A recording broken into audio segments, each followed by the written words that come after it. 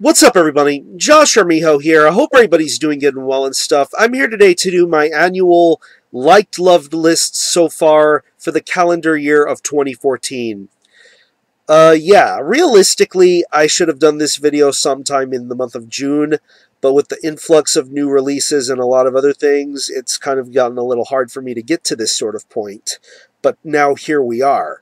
I would say 2014 has been a really solid year so far. I mean, a lot of great albums, a lot of great debut albums, a lot of great shows, and the year still isn't over yet. There's still a lot more great things soon to come. So, with that said, I'm going to be going over 10 releases. Some of these albums I really liked, and some of these releases I really loved and may consider for my top 20 at the end of the year. Mind you, some of these releases are going to be talked about here for the very first time, and some of them will be revisited. So, let's get the liked list out of the way first. The first album on my liked list is the debut album from the band Desecrate the Faith, entitled Disfigured Arrangement. This is released on Ossuary Industries. I first got a glimpse of this band last year at Building Temples from Deathfest. They are a Houston, Texas-based band, and I was really impressed by their live set. Very energetic, very vibrant, very slammy, very techy. A lot of great guttural vocals, good pace. From what I had seen of their live set, I thought it was really awesome. And this debut album definitely picks up on those same exact sort of vibes. Really technical, brutal riff work going on here. I would definitely say the guitar play is the major highlight of this entire release. That's not goes without saying that everything else is on point too. I love the bass work. I love the speed of the drums. Great pace. I love John's vocals. I think them including John to the vocals of this band definitely brings out a more of a darker, evil sort of approach, especially for this band's lyrical content. And the Abominable Putridity cover is a nice little touch as well. So, very impressive, brutal death metal on the rise, and I would definitely say support TXDM with Desecrate the Faith and Disfigured Arrangement. Excuse me. The next album on my liked list is the debut album from the band Artificial Brain, entitled Labyrinth Constellation. This was released on Profound Lore Records. Yeah, this is a wildly ambitious record. Very sci-fi orientated, very spacey, very weird in spots, but there's just a lot to enjoy about this album. I mean, the great guitar interplay, very technical riffs, lots of great drumming, very audible bass, guttural vocals that are very ugly sounding and undecipherable. I definitely think it adds to this album's overall weirdness, and of course the science fiction concepts, which I think are very elaborate.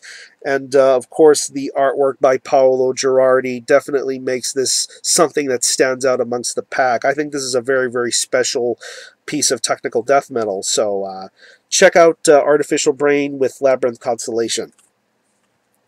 The next album on my liked list is the debut full-length from the band Mordbrand, entitled Imago. This is released on Deathgasm Records. Yeah, Mordbrand have been around for quite a good while now, and of course this is a band that features a couple of members of a very pioneering and legendary Swedish death metal band, most notably God Macabre.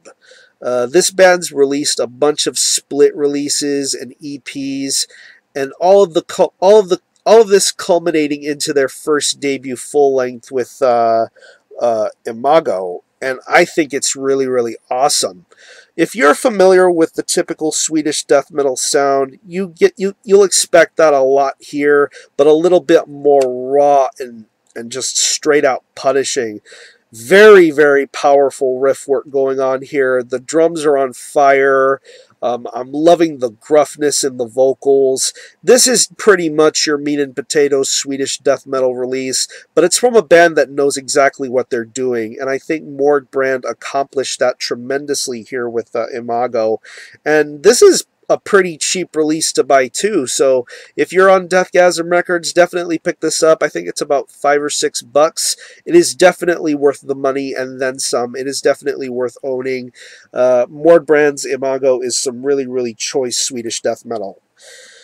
The next album on my liked list is the debut full-length from the band Hate Storm Annihilation, entitled Storm of Flames. This is self-released. I first got to witness this band's crazy awesomeness when I saw them live earlier in the year when they opened as direct touring support for the band Master.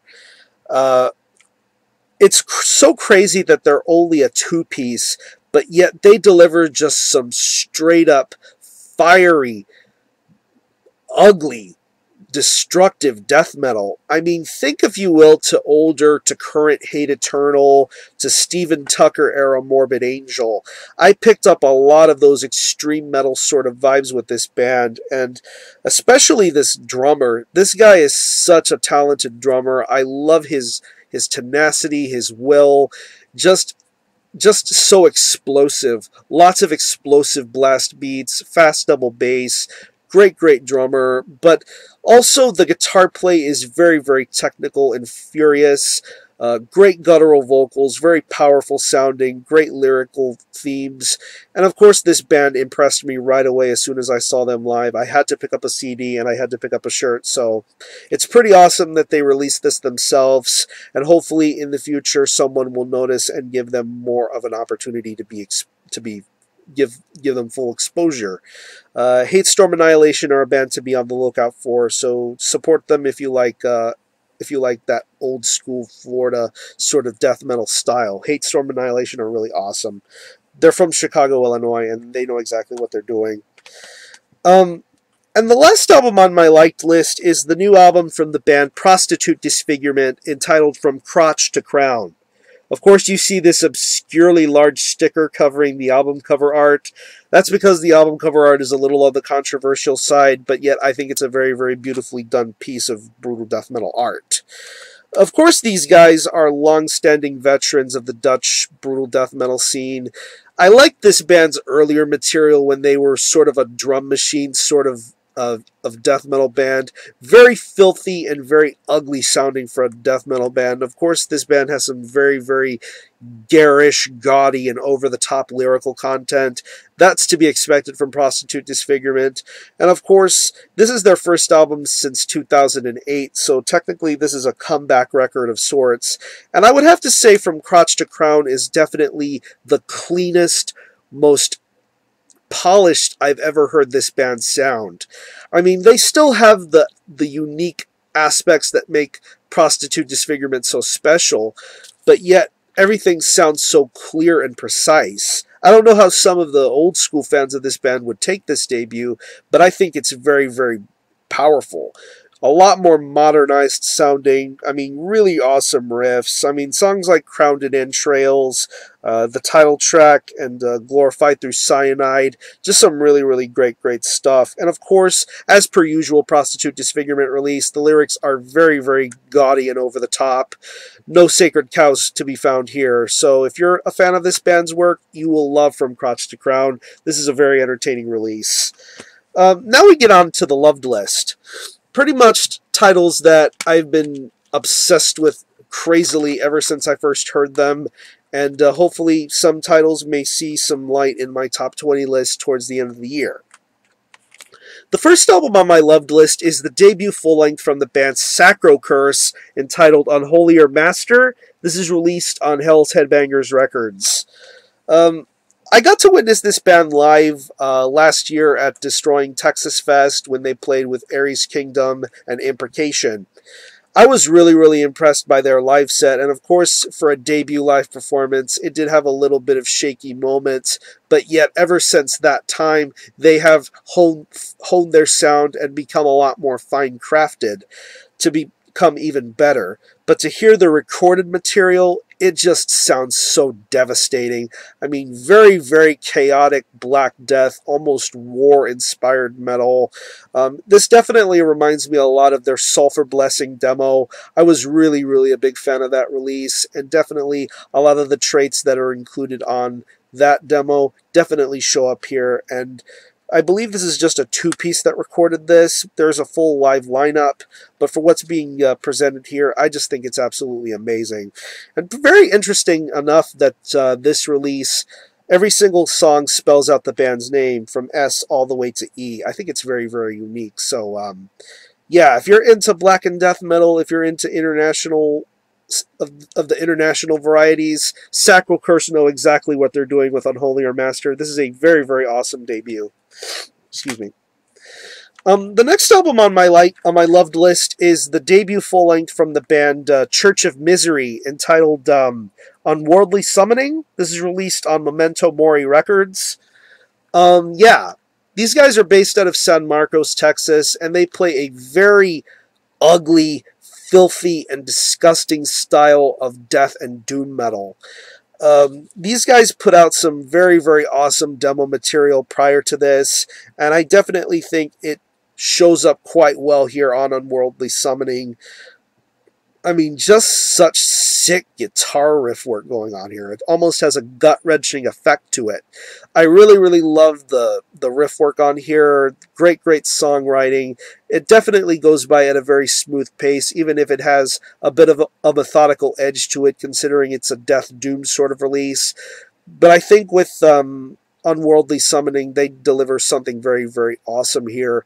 The vocals are just so demonic and evil sounding. I love the way the vocals are here. But yeah, if you're into death and doom metal, Church of Misery are definitely a band to be on the lookout for. I'm very glad this came out. This was one of the very first releases to come out in the year. I believe this came out back in January. And I would say it still holds up to this very day. So support Church of Disgust and Unworldly Summoning. Excuse me.